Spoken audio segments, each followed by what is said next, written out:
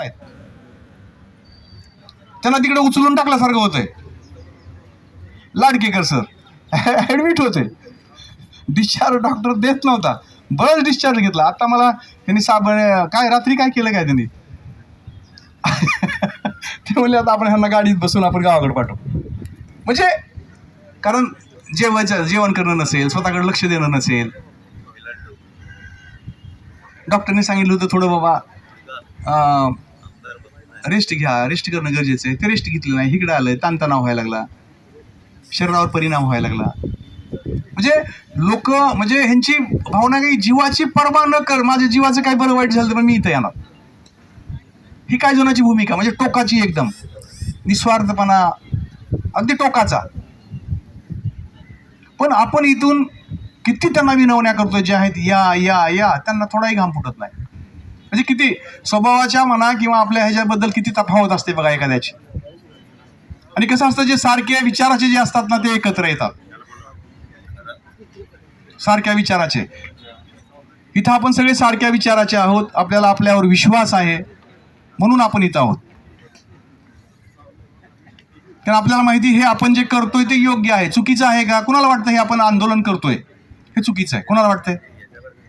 मग त्यांनी सांगावं लागेल, किंवा ज्याला वाटतंय त्यांनी इथं सांगावं लागेल. म्हणतात की आंदोलन करायची काय गरज आहे? अरे आंदोलन करायची काय गरज आहे? येड्याचाच प्रकार आहे ना तो, तसं बोलणं. म्हणजे मग संघटना कशाला केली? बरोबर आहे, संघटना कशाला? संघटना फक्त ह्याला काय, आता ज्या एवढ्या संघटना आहेत, सगळं चालतं मधून अधून. सारखं बघतो इथं 4 लोक बसतात, उपोषणाला बसतात. 4च लोक बसतात ना, काही काही जण दोनच असतात, पण कंटिन्यू 15-15, 20-20 दिवस बसतात. बरोबर आहे. आपल्या शेजारचं एक आंदोलन ते चालू होतं बघा, त्या मुलीचं हे झालेलं आहे, किंवा जे जे आंदोलन चालू आहेत, चालू आहे. आपण आल्यापासून चालू आहे. चिकाटी सोडली का त्यांनी? नाही ना. मग तुम्ही कसं म्हणता की मग संघटना कशाला? तुमची बॉडी असेल. आणि आजकाल असंच व्हायला लागलं बरं का, ज्या संघटना रजिस्टर्ड आहेत, ज्या संघटने काही ठराविक 5 लोकांनी येऊनच कुणाला विश्वासात न केलेले आहेत, त्यांनी ते स्वार्थापोटी केलेले आहेत. प्रायव्हेट प्रॉपर्टी समजतात त्याला. त्यामुळं प्रत्येक संघटनेमध्ये अशा गोष्टी आहेत की सामान्य लोक पिटून उठलेले आहेत. कारण संघटना, मी अध्यक्ष आहे, मी सचिव आहे, किंवा हे 5 जणांनी आपलं मिलके जुलके राहायचं काय, आणि आपलं दुकान बंद पडू द्यायचं नाही असं ठरवायचं ह्या 5 जणांनी. आणि 5,000 लोक तुमच्या पाठीशी असतात ना. बरोबर आहे. 5 जणांच्या लोक किती पाठीशी? 5,000 लोक पाठीशी. अरे मग ह्यांना कसं झुलवत ठेवायचं? आपलं दुकान बंद नाही पडलं पाहिजे, ही भूमिका त्यांची. मग ज्यावेळेस तुमच्या लक्षात येते की अरे हे ह्यांचं दुकानीचं म्हणजे दुकानगिरी चालू आहे ना, मग तुम्ही पेटून उठता. अशा बऱ्याच ठिकाणी संघटनेमध्ये असं चालू आहे, आणि आपल्यामध्ये तेच झालं शेवटी. बरोबर आहे. ही वेळ का आली? हेच जर तुम्ही इमानदारीने केलं असतं, जे पुढे तुमच्यावर विश्वास ठेवलाय त्या पद्धतीने जर तुम्ही केलं असतं, तर ही वेळ आलीच नसती ना संघर्ष समिती निर्माण होण्याची. पण तुम्ही किती दिवस वाट बघायची तुमची? रिटायरमेंट झाले लोक, काय वाटत असेल तुम्ही त्यांना लक्षात घ्या. मृत्युमुखी पडले काही लोक, काय वाटत असेल त्याच्या कुटुंबाला. आणि तीच जर तुम्ही 5 वर्षापूर्वी तेच जर रिटायरमेंट, ठीक आहे तुमच्या जण काय झालं नाही, तेच जर तुम्ही 65 वर्ष वयापर्यंत आम्हाला अधिकार आहे या नोकरीमध्ये राहण्याचा, एक जरी तुम्ही मागणी करून घेतली असती, जर जे हे 10 वर्षामध्ये जे रिटायर झालेले आहेत ते आणखी सेफ असते ना. ते कायमचं राहिलं असतं, समजा कायमचं आमचं चालूच आहे, होईल.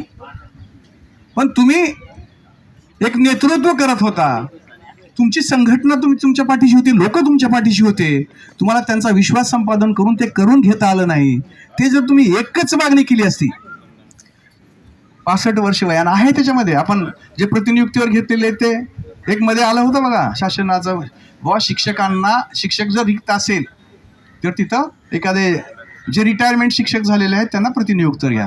किती वय होतं माहिती त्याच्यावर लिहिलेलं? त्याच्यावर त्याचं मला वाटतं 68 का काहीतरी, 68 वर्षाचा ते असेल तरी चालेल असं होतं. तिथून पुढे मग 68 वर्ष जरी असेल चालेल, तिथून 4 वर्ष तरी नोकरी केलं. 68 4 जरी वर्ष केली, कमीत कमी त्याचं 68 वर्ष वय असावं, म्हणजे जास्तीत जास्त 68 वर्ष वय असावं असं त्याच्यामध्ये होतं. म्हणजे 68 वर्षानंतरही तुम्ही त्यांना नोकरी घेऊन पगार देताय. मग तिथून पुढे तो 4-5 दिवस करणार, म्हणजे 75 वर्ष तुम्हाला जमतंय, मग आमचं 65 करायला काय अडचण आहे? आणि तसं चालूही ना, काय रिटायरमेंट आता MPSC मध्ये तसे लोक आहेत प्रतिनियुक्त अधिकारी रिटायरमेंट झालेले. मग तेच वेळेस जर आपण 65 आपलं करून घेतलं असतं, तर आपले जे बंधू भगिनी आज एक पैसाही एक दमडीही शासनाची न मिळता जे रिटायरमेंट झालेले आहेत त्यांना तरी आता दिरा सामील नसता, ते तरी तुम्ही करू शकले. म्हणजे कोणत्या पद्धतीने आपण विचार करतो हेच कळत नाही, कुणावर विश्वास ठेवतोय आपण. आणि पुन्हा आणखी ते थोडं इकडं हे झालं की लगेच अरे रे, मग लगेच तिकडे घुसायला बघायचं, त्यांचा विचार डोक्यामध्ये घोळायचा. काय प्रकार काय? 20 वर्षामध्ये लक्षात घ्या, आपण संघटना संघटना संघटना म्हणलो, काय केलं आपण, काय मिळवलं सांगा बरं 20 वर्षामध्ये? अरे तुम्ही जर त्याच वेळेस थोडा प्रयत्न केला असता 65 झालं असतं, तुमचा आज पगार जर तुम्ही आयडियाने गेले असते ना, तर तुमचा आज 50, 60, 60, 70 हजार रुपये पगार तुम्ही करू शकले असते. नाही करू शकले तुम्ही. सुधीर भाऊ मुनगंटीवार अर्थमंत्री होते, आपलं नेतृत्व करत होते, पण नाही आम्हाला कायम व्हायचंय. पण कायम व्हायचंय तुम्हाला निक्क घरी बसून म्हणून कॉटवर बसून तुमच्या अगदी टीव्ही बघत बसून होणार आहे? मला कायमच पाहिजे. अरे कायम पाहिजे ना, कुणाला नको आहे, मलाही पाहिजे. त्यावेळेसपासून म्हणतात कायम व्हायचं. मग त्याच वेळेस अर्थमंत्री सुधीर भाऊ असताना त्याच वेळेस बाबा तुम्ही आमचा मागं लागून आपण त्यांना हे करून किंवा आंदोलनाच्या माध्यमातून पोटात शिरून तुमचं जाऊ द्या ते होत नाही ना साहेब, तोपर्यंत आपण काय करतो माहिती का, एखाद्याला मला तेच पाहिजे, बरोबर आहे. कुलकर्णी सरला मी काय म्हणायचं, कुलकर्णी सर मला काय पाहिजे, मला तुमच्याकडून संगणकच पाहिजे, नाहीतर नाही मी हे करणार. त्यांच्या हातात आहे, पण त्यांना 4 चौघाला विचारावं लागतं, आत्ताच ते देऊ शकत नाही. मग ते जर तोपर्यंत म्हणले की माझ्याबरोबर मोबाईल आहे तोपर्यंत भागव रे, घ्या ना मोबाईल.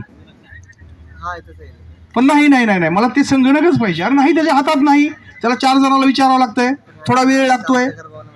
म्हणजे नेतृत्व करणाऱ्यामध्ये जे गुण लागतात ते माझ्यामध्ये नाहीत. मग अरे घे ना त्यांच्याकडे, कुलकर्णी म्हणतात तेवढं अधिकारी त्याच्यापाशी ते आहे म्हणतात, घे, पुन्हा 15 दिवसांनी त्याच्याकडे जा, पुन्हा मागणं त्याला, पुन्हा काहीतरी त्याच्याकडून घे. आणि तशी जर त्याची सिच्युएशन आली तर तो बी देईल, तोपर्यंत आलेले असेल तर ते संगणक बी देईल. पण आपण तसं कधी केलं नाही मला. मग त्या बरं तसं करायचं, तसे प्रयत्न बी नाहीत ना तुमचे, प्रयत्नही तशा पद्धतीचे पाहिजे ना, ते बी नाहीत तुमचे. त्याच वेळेस आपण सुधीर भाऊ नाही करून, जसं एखादा शासन निर्णय करून घेतला असता की तिकडचे किती येतात काय, पण इथून पुढं बाबा ह्यांचं आपलं जे येत आहेत त्याच्यामुळे महाराष्ट्र शासनाकडून त्यांना 20% कंटिन्यू द्यायचे, 20% त्यांच्या पगाराच्या 20% दरवर्षी आपण महाराष्ट्र शासनाकडून द्यायचे, असा शासन निर्णय करून घेतला असता. किंवा वर्षाला बाबा ह्यांना 4-5% आपण वाढवून आपण महाराष्ट्र शासनाने तसे द्यावेत. तिथले किती येत आहेत ते 60 सोडून, हे 40 सोडून एक 5-5% वर्षाला ह्यांचे आपण वाढवत राहू, असा शासन निर्णय करून घेतला असता तर आतापर्यंत पगार, आता जे आपण रडतोय का नाही, ही वेळ आली नसती ना. आज आपले लेकरं शिकतायत, मोठे झालेले आहेत, 9 वर्षापासून आपला 5 पैसे वाढलेले नाहीत, बरोबर आहे. पण ती वस्तू जी त्यावेळेस 10 रुपयाला होती ती आता किती रुपयाला झाली आहे, 80 रुपयाला झाली आहे. हे कुठं तफावत तुम्ही कसं ॲडजस्ट करणार, हे आपण केलं नाही. हे का सांगतोय की आपण त्या पद्धतीनं कधी वागत नाही, कधी बोलत नाही, त्या पद्धतीने कधी प्रयत्न करत नाही. पण मला कायम व्हायचं काय, अरे तुला अधिकार काय कायम व्हायचं म्हणण्याचा, तुझा त्याच्यामध्ये वाटा काय, वाटा म्हणले की ते म्हणते तर हे दिलंय की, अरे ते वाटा नाही, तो वाटा शेवटी असतो आणि काही प्रमाणात असतो आणि काम झाल्यावर असतो, हे मान्य आहे, त्याच्याशिवाय होत नाही.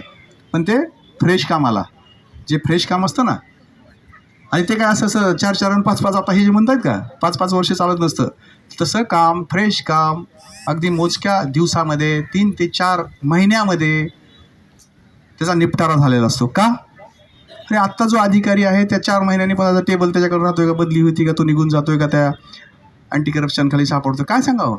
जो तुमचा मंत्री आहे त्याचं पद जात आहे का, काय होतंय का, काय सांगता येते. म्हणून हे टाईम बॉन्ड काम असतं, असं नसतं 2-2 4-4 वर्ष.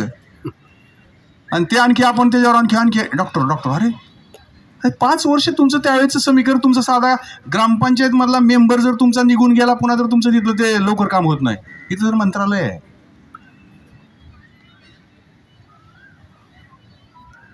म्हणजे आपली बुद्धी आपण चालवतच नाही. थोडं ऐकलं की त्या पद्धतीने बुद्धी, पुन्हा तेच मॅसेजला सोडून दुसरा विरोधात मॅसेज टाकले की त्याचं खरं वाटतं. म्हणजे आपल्या डोक्यामध्ये जे काय 500-700 ग्रॅमचा मेंदू आहे त्याचा काय वापर. फ्रेश काम जे आहे तुम्हाला मागं लागून होतं हे असले कामं करायचं असलं की, आणि ते होणार असेल तरच सांगतात ते होतंय तुमचं काम.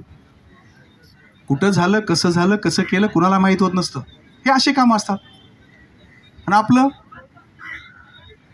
आणखी तरी ते म्हणतात ना, आपण बी म्हणतोय हो ते बी थोडंफार काहीतरी मदत करते. नाही, ह्या गोष्टी असतात तर द एंडला असतात. द एंडला काम झाल्यावर. हे आपण कधी विचारच केला नाही. आणि जर त्या गोष्टी अगोदर झाला, एखादा तुम्हाला युद्ध किंवा एखादी मॅच किंवा एखादं जिंकायचंय, जर तुमचा स्टार्ट जर चुकला तर काय होईल. तुमचा रिले स्पर्धा आहे, 100 मीटर आहे किंवा काय जी स्पर्धा आहे, जर तुमचा स्टार्टच चुकला, सुरुवातच जर चुकली, साहजिक आहे एंड चुकणार. त्याच्यामध्ये पाहिजे तशी यश येणार नाही. मग आपला स्टार्ट चुकलेला आहे, लक्षात द्या. आपला स्टार्ट चुकूनही आपण ही स्पर्धा आहे हे जिंकण्याचा प्रयत्न करतोय, त्याच्यामुळे हा वेळ लागतोय. त्याच्यामध्ये जो वेळ आहे ना तो त्याच्यामुळे लागतोय, लक्षात द्या. आपला स्टार्ट चुकलेला आहे.